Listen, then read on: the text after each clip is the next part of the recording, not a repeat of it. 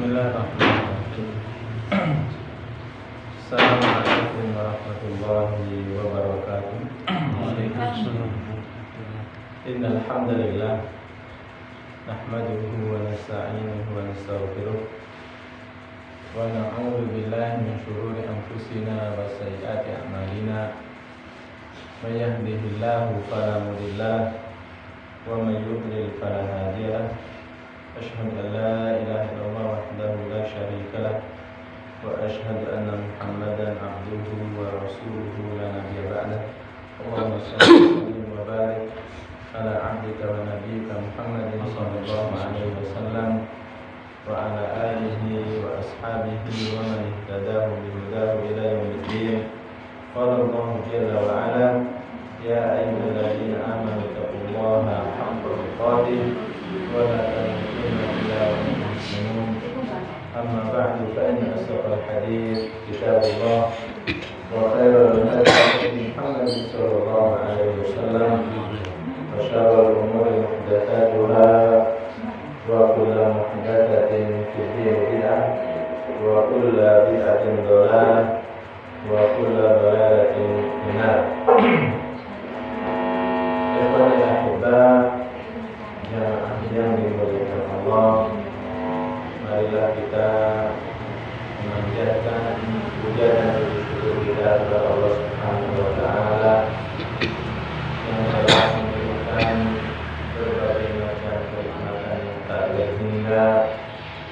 Di antaranya adalah taufik dan inayahnya sehingga kita bisa bertemu lagi di tempat yang mulia ini dalam rangka menambah wawasan kita tentang sejarah Nabi kita Muhammad sallallahu alaihi wasallam.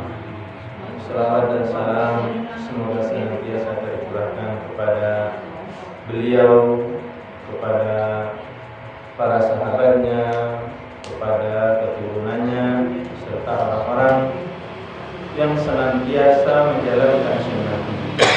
Jamaah yang berbahagia, kita dalam kesempatan yang baik ini akan melanjutkan bacaan kita dari sebuah kitab yang bagus, kitab sirah yang berjudul Ar-Rahiqul Maktum yang ditulis oleh Sofiur Rahman Al-Mubarakfuri.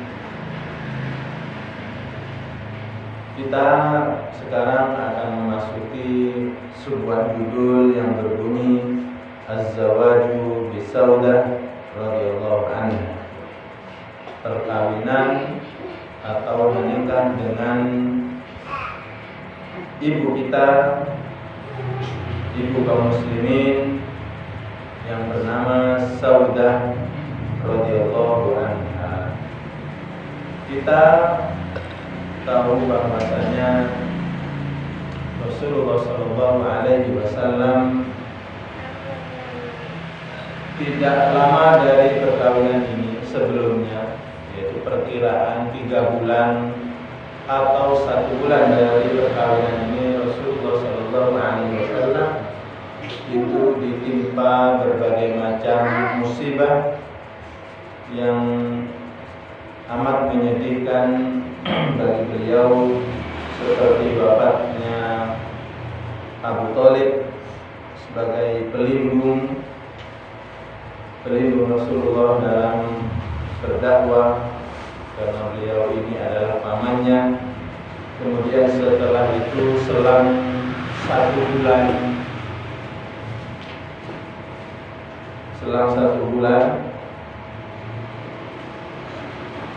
itu atau 3 hari dari wafatnya Abu Thalib. Itu banyak khilaf di antara para ulama sejarah, mengatakan selisihnya itu ada yang mengatakan selisih 3 hari, ada yang mengatakan selisihnya itu 3 bulan dari wafat pamannya. Wafat pula istri tercinta yaitu Khadijah radhiyallahu anha Kemudian kesedihan berikutnya yang ketiga adalah siksaan yang lebih berat yang didapati dari orang-orang bermata di saat mencoba ingin mencari perlindungan kepada sebuah tempat yang bernama Taif, akan tetapi yang didapat adalah sebaliknya, siksaan yang luar biasa, sehingga tahun ke-10 dari kenabian ini disebut dengan Amal Huzni, tahun kesedihan bagi Rasulullah SAW.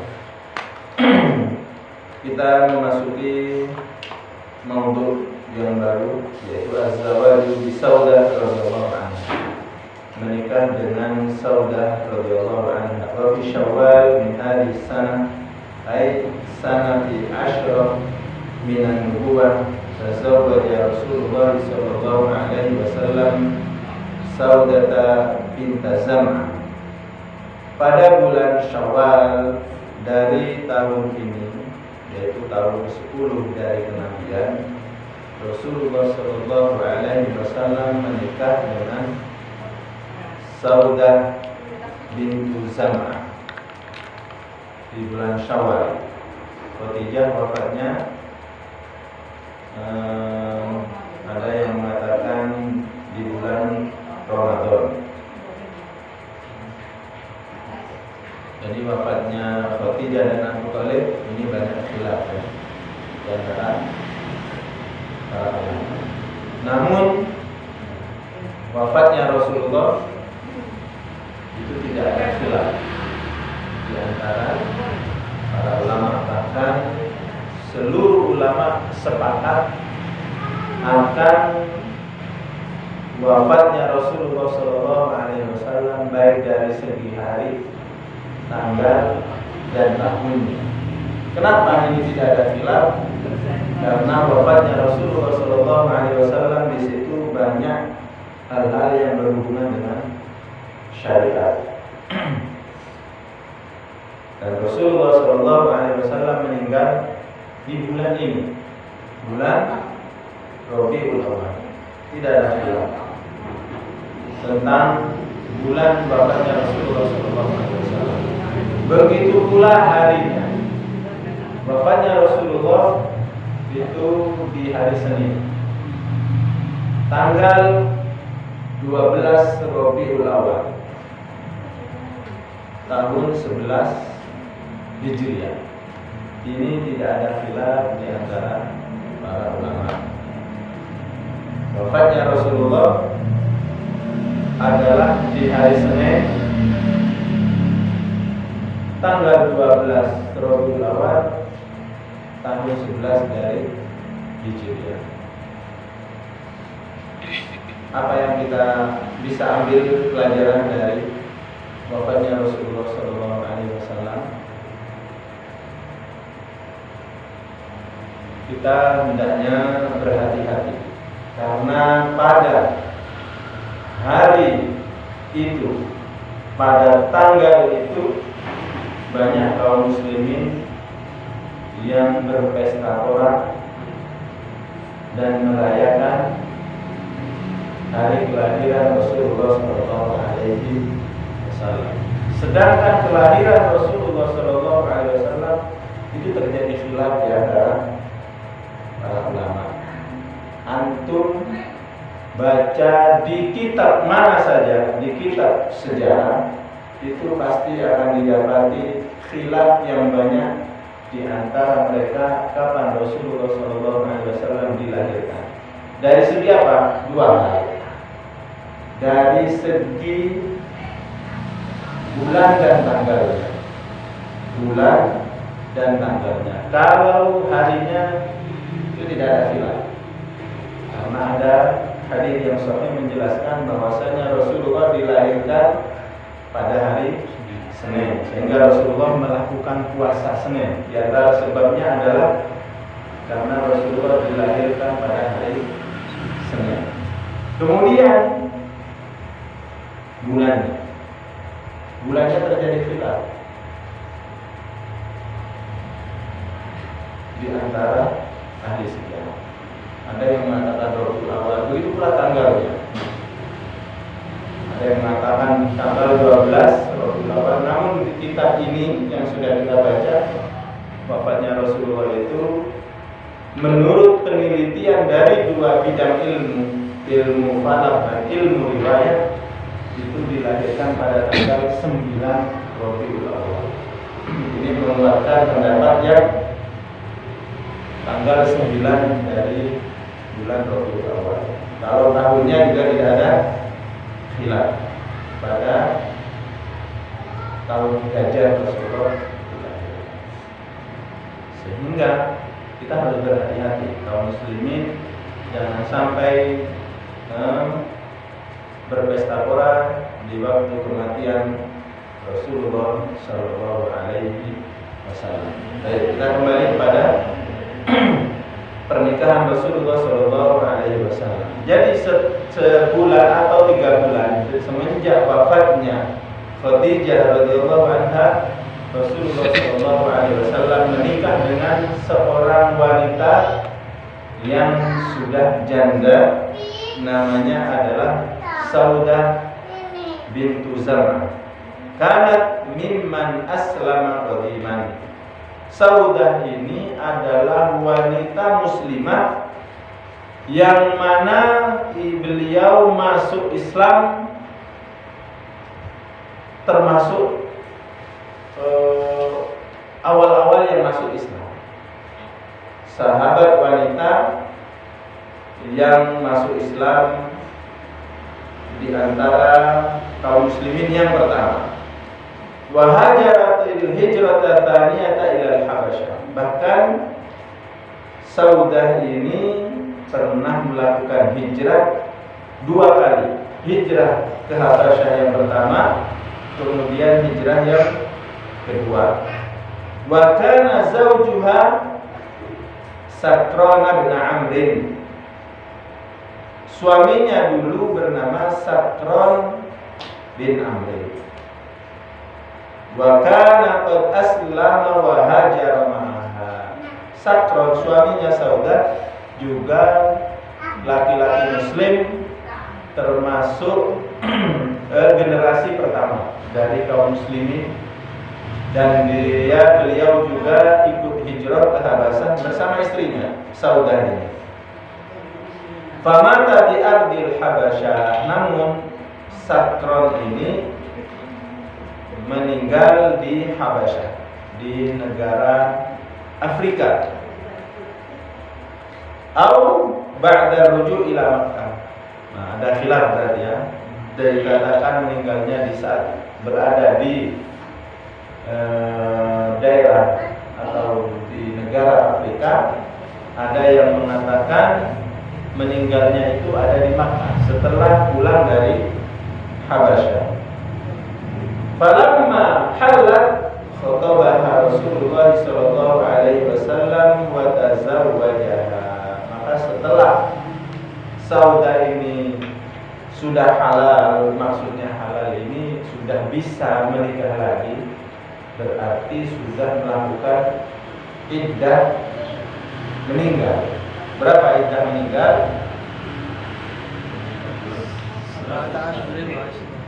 3 bulan 10 hari. Masa iddahnya sudah habis, maka Rasulullah mengkhitbah. Apa khitbah? Melamar ya. Rasulullah melamarnya kemudian menikahinya. Wa kanat awwala imra'atin tazawwajaha ba'da wafati Khadijah. Maka Saudah ini adalah wanita pertama yang dinikahi oleh Rasulullah sallallahu alaihi wasallam setelah meninggalnya Khadijah.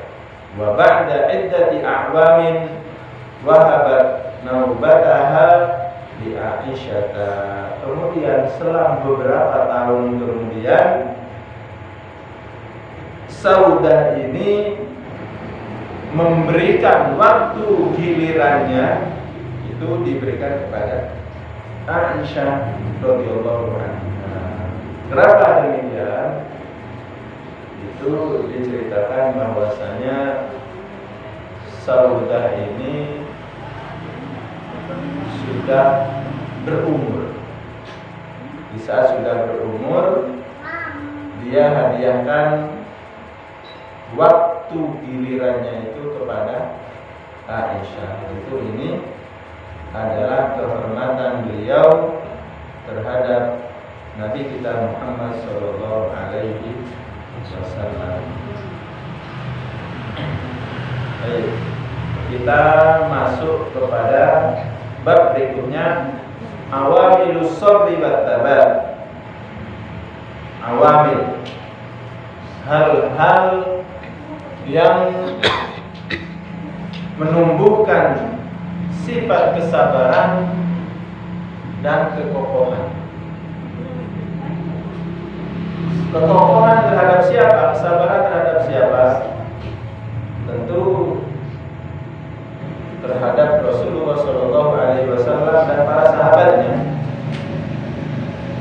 Wa huna yaniful halim muhayyaran. Di sini mungkin seseorang yang memiliki kecerdasan itu mungkin ada perasaan heran. Wa yatasa'alu uqala'ur rijal fima bainahum. Juga mungkin orang-orang yang memiliki akal itu akan saling bertanya-tanya di antara mereka. Ma hiyal asbab wal awamil allati balaghat bil muslimina ila hadhil ghayah al-qaswa. Apakah sebab-sebab dan awamil,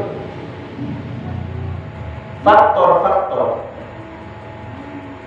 yang menghantarkan kaum muslimin terhadap kedudukan yang sangat tinggi, puncak yang tertinggi dari bertahan dari segala cobaan-cobaan.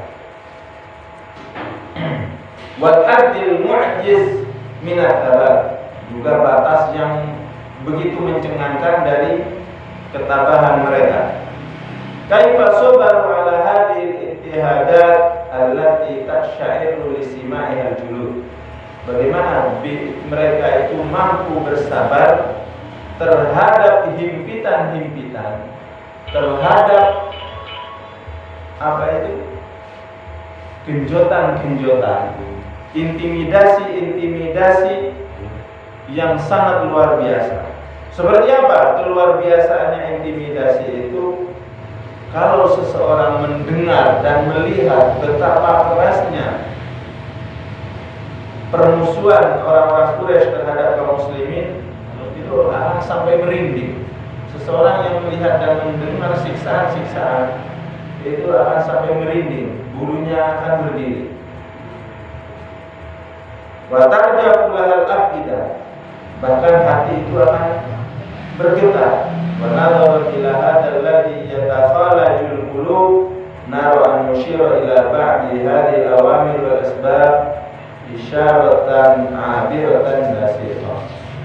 Tentu jika kalau kita melihat terhadap yang semacam ini yang berkecamuk di dalam hati, maka kita melihat akan sedikit membahas sebab-sebab dan faktor-faktor yang menguatkan kaum muslimin terhadap cobaan-cobaan yang luar biasa ini dengan ringkas.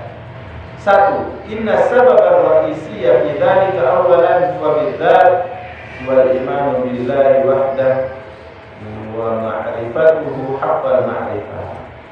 Tentu sebab yang pertama yang menguatkan kaum muslimin sehingga mereka itu mampu bersabar dan bertahan terhadap segala cobaan yang luar biasa, keimanan yang kuat kepada Allah Subhanahu wa taala dan ma'rifat terhadap sifat-sifat Allah dengan sempurna. Fal imanul jazim idza khalatat bashashatuhul qulub, idza khalatat bashashatuhul quluba yazinul jibala wa la yatish. Kalau iman itu sudah kuat, sudah bercampur ke dalam hati, basahnya iman itu sudah bercampur dengan hati, maka keimanan tadi itu akan menimbang gunung. Maksudnya bisa mengimbangi beratnya gunung. Dan keimanan itu tidak akan terbang dengan beratnya gunung, bahkan bisa mengimbangi. Seberapa kokohnya gunung, ya seperti itulah kekokohan iman para sahabat terhadap Allah Subhanahu wa ta'ala, yang sulit untuk digeser. Jangankan dihancurkan, digeser pun itu sulit. Karena keimanan para sahabat itu sudah memadai, menyamai kokohnya gunung. Wa inna sahiba hadzal iman al-muhkam wa hadzal yaqinil jazim yara mata'ibad dunya mahma kathurat wa kaburat wa tafaqamat washtaddat yaraha fi jambi imanihi Rohariba a'imatan fawqa saylin jarifin ja'a liyukassira sududal mani'ah wal kila'a bihasina. Kalau seseorang yang memiliki keimanan yang seperti gunung, kuatnya seperti gunung, keyakinan yang sudah mantap, maka di saat melihat kesusahan-kesusahan hidup di dunia ini, walaupun banyak, walaupun besar, walaupun saling bergelombang dan semakin membesar, seakan-akan cobaan-cobaan di dunia ini seperti apa? Seperti buih di atas air, seperti rumput-rumput yang hidupnya itu mengapung di atas air. Jadi ancaman-ancaman, musibah-musibah, mereka anggap itu bagaikan apa? Busa, bagaikan buih, bagaikan rumput-rumput seperti semanggi, ya, yang hidup di atas air. Yang mana musibah-musibah ini yang seperti buih ya, di atas air itu mudah dihempaskan, mudah dihilangkan dengan adanya banjir. Tidak mungkin bertahan. Tumbuh-tumbuhan yang tumbuh di atas air itu sangat mudah untuk dihilangkan.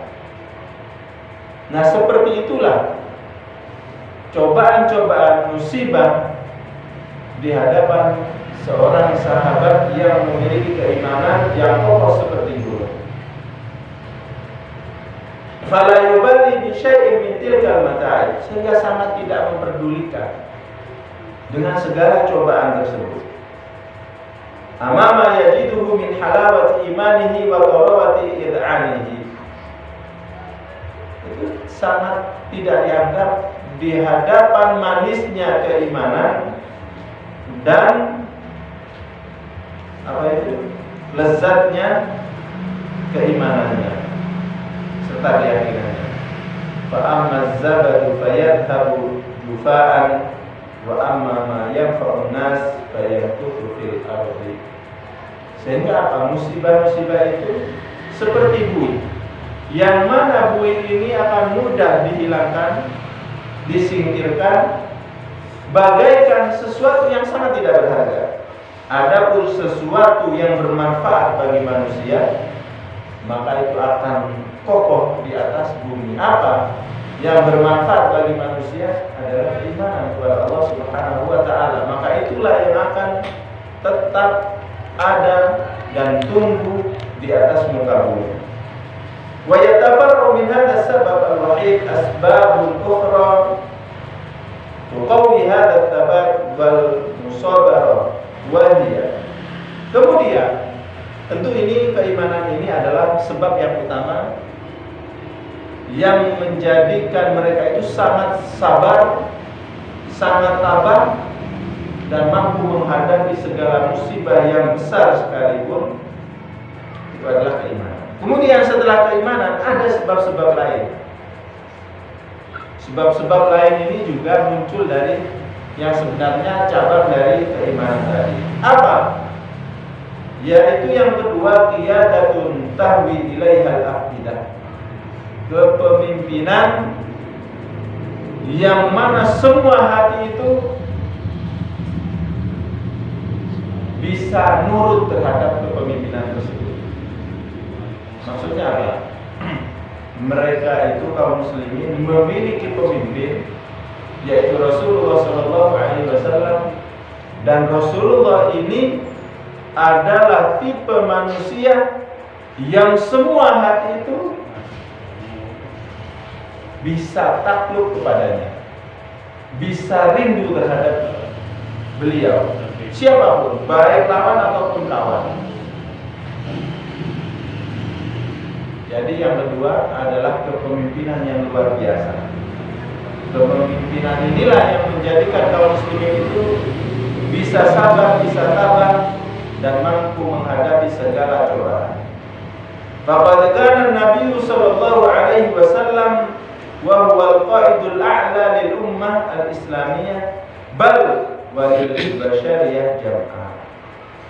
Maka Rasulullah sallallahu alaihi wasallam itulah pemimpin tertinggi bagi umat Islam. Tidak hanya umat Islam, bahkan bagi seluruh manusia yang ada di atas muka bumi. Yatamatta'u min jamalil khuluqi wa kamalin nafs. Kenapa? Karena seluruh manusia itu suka dengan indahnya akhlak Rasulullah SAW dan kesempurnaan jiwanya. Wa makarimil akhlak, juga akhlak yang mulia, budi pekerti yang baik.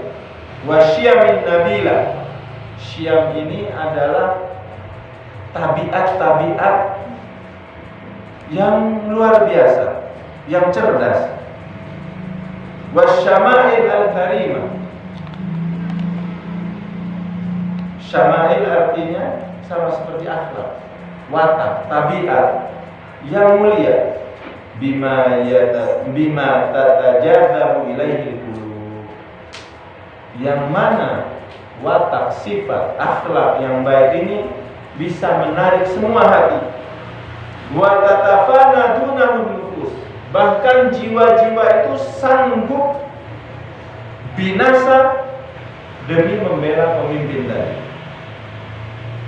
Wa kanat ansibatuhu minal kamal alladhi yu'shib wa lam yurzaq bimithliha bashar. Juga bentuk keindahan penciptaan Rasulullah SAW itu sangat sempurna. Secara fisik, Rasulullah SAW adalah manusia yang sempurna, dilihat dari segi apapun, dan tidak ada yang menyerupainya. Sehingga apa? Rasulullah ini adalah manusia yang amat merindukan siapapun. Maksudnya seseorang yang sudah tahu Rasulullah itu akan rindu, akan mudah kangen, ingin bertemu. Jika bertemu mereka suka dan bahagia. Inilah Rasulullah SAW, dan tidak ada manusia yang diberi sifat seperti ini, tidak satu pun. Makanya Rasulullah adalah paling afdolnya para nabi dan para utusan. Wa kana ala a'la qimmatin minasyarafi wan nabali wal khairi wal fadl. Bahkan Rasulullah SAW itu memiliki derajat yang paling puncak dari segi kemuliaan, dari segi kecerdasan, dari segi kebaikan, dari segi keutamaan. wa kana minal iffati wal amanah wasidq, dan juga wara, puncak, memiliki kedudukan yang paling tinggi, puncak paling tinggi dari segi apa? Iffah. Iffah ini adalah sifat yang mampu menjaga harga diri, tidak mudah meminta-minta, tidak pernah merendahkan dirinya. Jadi iffah sangat mampu menjaga kehormatan dirinya. Wal amanah, dari segi amanah, tidak ada manusia di Makkah yang lebih terpercaya dari Nabi kita Muhammad SAW. Bahkan sebelum diutus sebagai Nabi, Muhammad ini sudah terkenal sebagai seorang yang amin, orang yang terpercaya, wasidqi, jujur dalam berucap. Tidak pernah seorang pun mendengar kedustaan dari Rasulullah SAW, baik sebelum diutus apalagi setelah diutus menjadi nabi. Wa min jami'i subulil khairi ala ma lam yatamara wa lam yushakka fihi a'da'uhu ma wa lam yashukka fihi a'da'uhu fadlan an muhibbihi wa rufaqaihi. Bahkan Rasulullah SAW memiliki derajat tertinggi dalam segala kebaikan. Dari kalau dilihat dari segi seluruh jalan kebaikan yang tidak mungkin ditandingi, bahkan diragukan oleh siapapun. Musuh-musuhnya pun mereka tidak mungkin ragu terhadap keutamaan yang dimiliki oleh Rasulullah SAW. Apalagi kaum muslimin yang mencintainya, para sahabat-sahabatnya yang sangat membanggakannya. La tasduru minhu kalimatun illa wa yastayqinuna sidqaha. Tidaklah satu kalimat yang keluar dari lisan Rasulullah SAW kecuali seluruh manusia, baik lawan ataupun teman, itu pasti meyakini kebenaran ucapan Rasulullah SAW. Ini kemudian di sini Al-Mu'allif menyebutkan beberapa contoh tentang betapa besar pengaruh Rasulullah SAW terutama kepada musuh-musuhnya. Bagaimana bentuk keyakinan yang terjadi di dalam hati para musuh-musuhnya. Tidak membahas tentang sahabatnya. Kalau sahabatnya tidak perlu dibahas. Akan tetapi ini adalah keyakinan-keyakinan musuh-musuhnya. Ijtama talatu min nafarin, ijtama talatu nafarin min Quraisy. Pernah terjadi berkumpulnya 3 pentolan orang-orang Quraisy dalam satu tempat, namun mereka tidak saling janjian. Mereka saling tidak mengetahui kalau mereka itu sampai berkumpul di satu tempat. Karena qad istama'a kullu wahidin minhum ila al-Qur'ani sirran an sahibaihi. 3 orang ini itu pernah merapat ke rumahnya Rasulullah SAW tanpa perjanjian. Satu dengan yang lainnya itu sama-sama tidak tahu. Tujuan 3 orang ini adalah untuk mendengarkan apa yang dibaca oleh Rasulullah SAW di saat sholat malam dari Al-Quran. Tsumma kashafa sirruhum. Namun ketiganya itu bisa ketahuan kalau mereka itu datang untuk mendengar apa yang dibaca oleh Rasulullah SAW. Di dalam riwayat yang lain itu dijelaskan 3 orang ini, Abu Jahal, Abu Sufyan, kemudian Al-Akhnas. Ini adalah 3 tokoh yang menentang dakwah Rasulullah SAW. 3 tokoh ini datang ke rumah Rasulullah SAW pada tengah malam. Tidak janjian, akan tapi nanti ini bertemu di sebuah jalan di saat pulang. Sehingga apa? Kejadian ini 3 hari berturut-turut. Abu Jahal merapat ke rumah Rasulullah ingin mendengarkan Al-Quran. Begitu pula Abu Sufyan dan Al-Ahnas. Mereka tidak janjian. Akan tetapi apa? Di saat mereka sudah subuh, mereka mau pulang. Nah, di jalan utama itulah mereka saling ketemu. Lu kok ini? Dari mana? Ketawa. Mereka itu apa ya? Istilahnya kaisinan ya. Kaisinan karena mereka sama, yang dilakukan adalah mendengar bacaan Rasulullah SAW. Nah, itu sudah. Lalu awak di sini. Tunggu istilah. Nah, sudah mereka wis podo isine. Sama-sama maruf. Pada malam kedua sama, mereka masih. Mungkin kata Abu Jahal, mungkin Abu Sufyan sama Ahnas itu tidak mungkin mengulangi lagi. Sehingga Abu Jahal datang lagi. Begitu pula yang lain. Berpikiran sama seperti itu. Akhirnya datang juga. Di saat subuh pun juga ketemu lagi. Ketemu lagi. Melakukan hal yang sama. Ketiga kalinya sama seperti itu. Inilah. Sehingga apa? Di saat Abu Jahal ditanya, bagaimana sih menurut pendapatmu tentang Muhammad? Sehingga Abu Jahal ini mengatakan, aku tidak mendustai Muhammad. Akan tetapi aku mendustai apa yang dibawa oleh Muhammad. Karena tidak mungkin Abu Jahal, Abu Sufyan dan Al-Ahnas ini tidak percaya Nabi kepada Muhammad. Kenapa? Karena satu kalimat pun tidak pernah mereka dengar kedustaan. Sehingga mereka berbicara bagaimana? Saya tidak mendustakan Muhammad. Tetapi kami tidak percaya terhadap apa yang dibawa.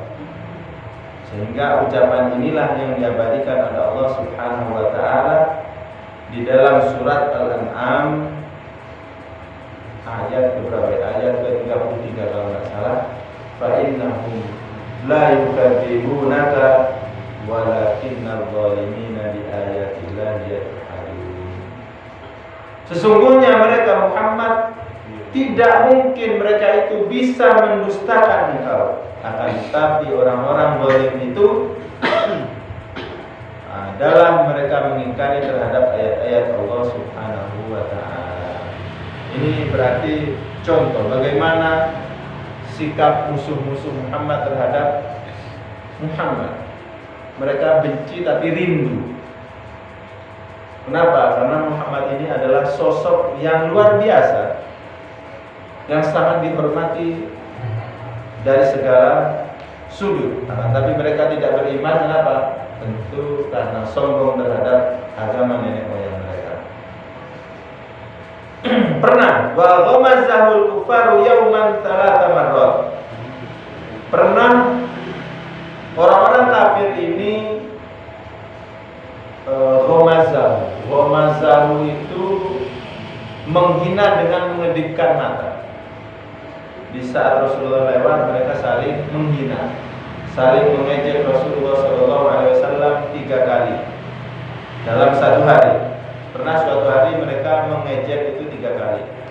Faqala fi tsalitsa. Kemudian Rasulullah SAW berkata pada momen yang ketiga, ejekan mereka yang ketiga, yang terakhir, Rasulullah itu mengeluarkan sebuah ucapan. Ya ma'syar Quraisy, ji'tukum bidzab. Wahai orang-orang Quraisy, aku datang dengan sesuatu sembelihan. Maksudnya ini adalah ancaman. Apa yang terjadi? Fa'akhadhathum tilkal kalimah. Ucapan Muhammad hanya dengan ucapan yang seperti itu menjadikan mereka itu terdiam. Langsung diam seketika.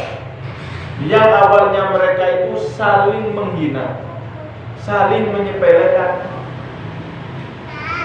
saling merendahkan. Nah, tapi di saat Rasulullah mengucapkan sebuah ucapan, mereka langsung diam seperti orang-orang bisu, tidak mampu berucap. Hatta inna ashaddahum adawatan yarfa'uhu bi ahsani ma yajidu indah. Bahkan salah satu dari mereka